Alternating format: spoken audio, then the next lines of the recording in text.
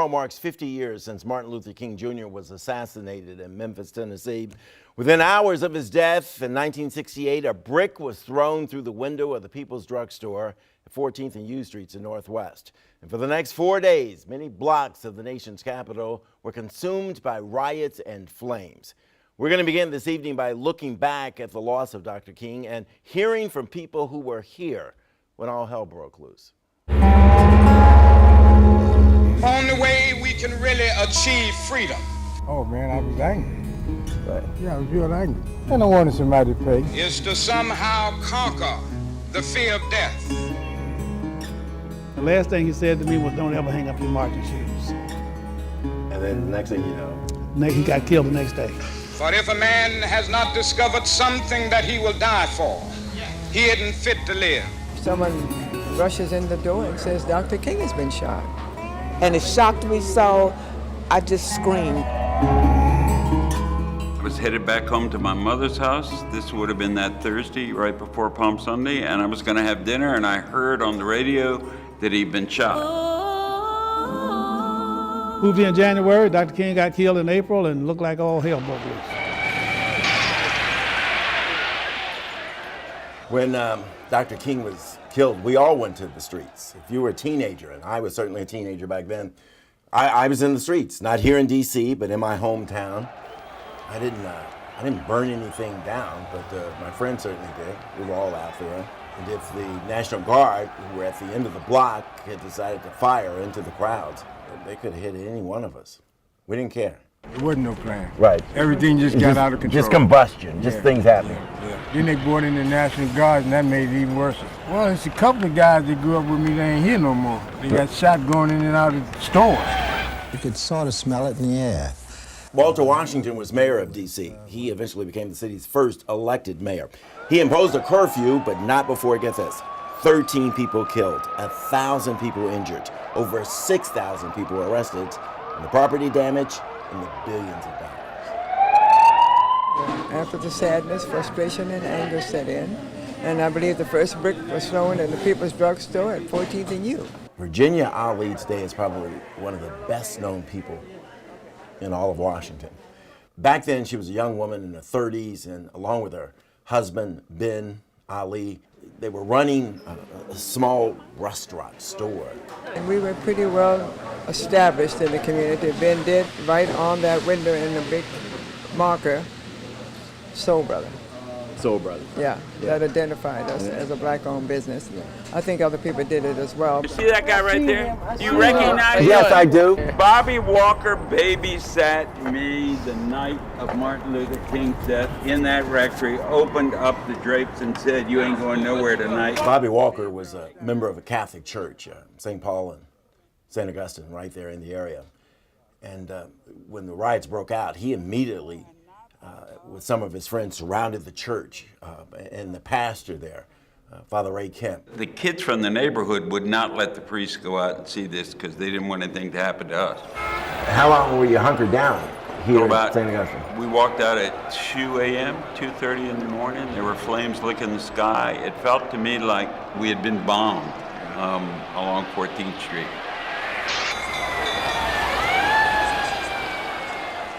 I think for the black community, it was what made these communities erupt was that people just thought there was no way, they had no other recourse. A lot of people who've arrived in D.C. in the last 20 or so years, they don't know much about Frank Smith, and his soft voice can be deceiving, but Frank Smith was a young warrior. Well, I moved to Washington, D.C. in January of 1968, having completed 6 years of service in Mississippi in the Civil Rights Movement with the Student Nonviolent Coordinating Committee, picketing and marching and going to jails, to some of the best jail houses in Mississippi and Alabama and Georgia. He was a young member of the Student Nonviolent Coordinating Committee, SNCC. I'd seen a lot by then. I was in Mississippi when Meg Edwards got killed. I was there when I went to the funeral for the 4 girls that got bombed in Birmingham. You know, I've seen a lot of tragedy.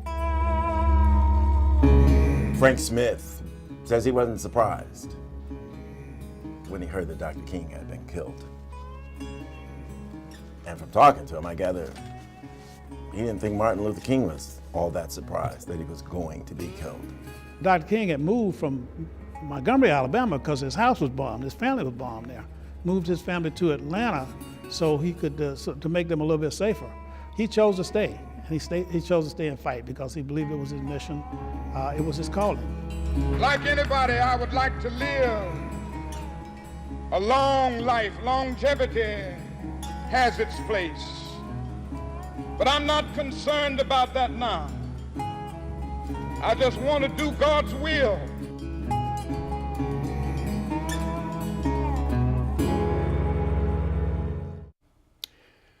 Dr. Greg Carr is chairman of the Department of Afro-American Studies at Howard University. Greg, thanks for joining us. Always. Thank you again. We've talked a lot, but I think you would agree with me. This is probably the most difficult conversation we're about to have. It is absolutely. What did you think of what you just saw?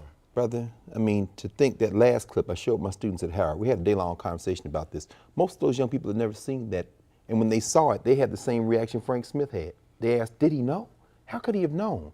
50 years ago, in about an hour, 50 years to the hour of when he gave that speech in the Masonic Temple there in Memphis, that brother had a vision of the future, brother, and he's telling us, don't give up.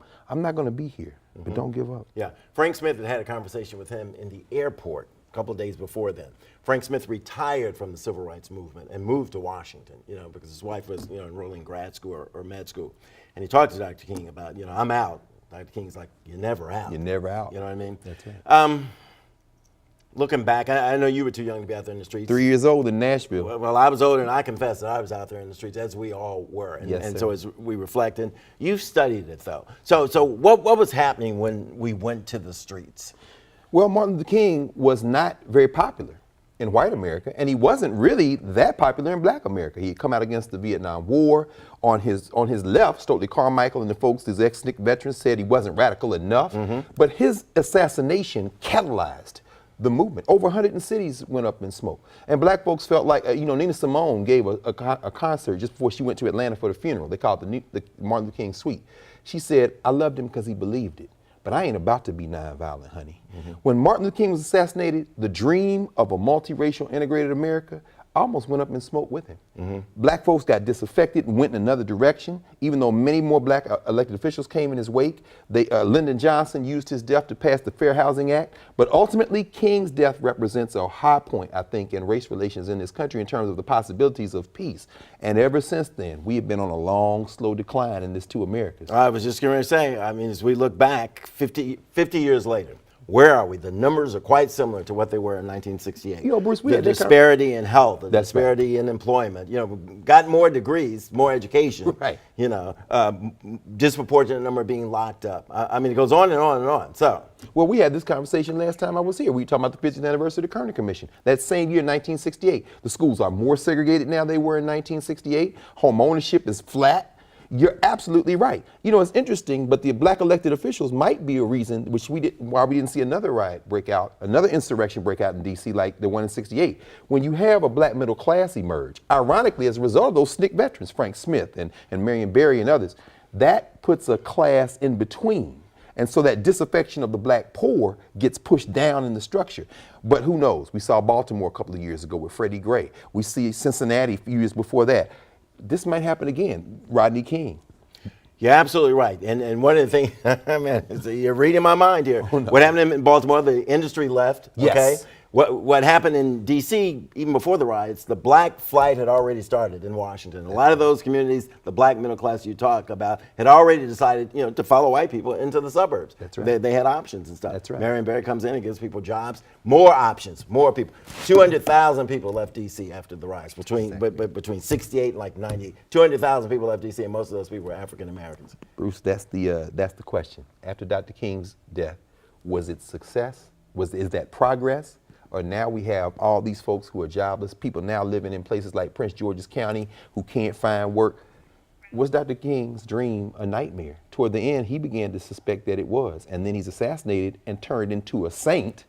And we never deal with the hard questions he asks in his last book. Where do we go from here? Chaos or community? We still don't want to talk about race. Still don't want to talk about it. Too painful. Don't want to talk about it. Too painful. Let's just make a statue and forget about it, brother. Yeah, okay. Yeah. As usual.